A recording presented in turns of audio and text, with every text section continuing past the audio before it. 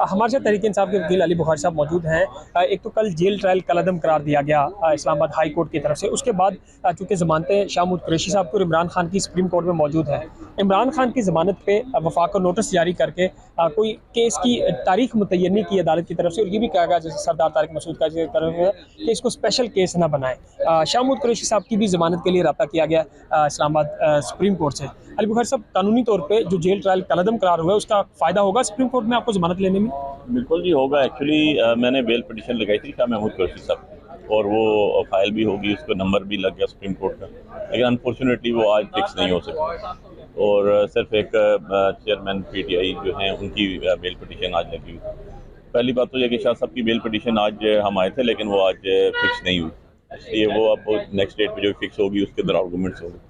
और जो दूसरी सवाल आपने किया कि ऑब्वियसली जब आपका एक जेल ट्रायल जो है वो कलअदम हुआ और नए सिरे से होगा, तो मीनिंग है कि उसमें लकूनास तो थे। अब जब लकूनास, लीगल लकूनास आ जाते हैं और उसके ऊपर नया ट्रायल स्टार्ट होगा, तो वो नए सिरे से होगा।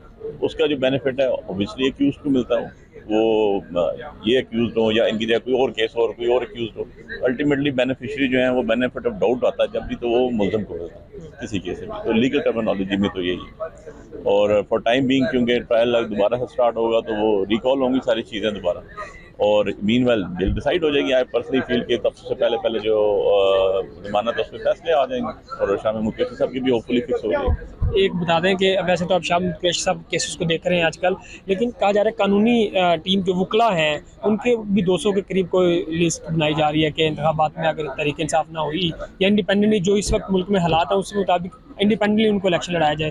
आपका भी कोई माइंडसेट है? यार मुझे तो इस बारे में कोई इल्म नहीं है, आपसे सुन रहा हूँ। मैं शाह साहब को रिप्रेजेंट कर रहे हैं और हमारे क्लाइंट है, एज अ काउंसिल उनको हम रिप्रेजेंट कर रहा हूँ।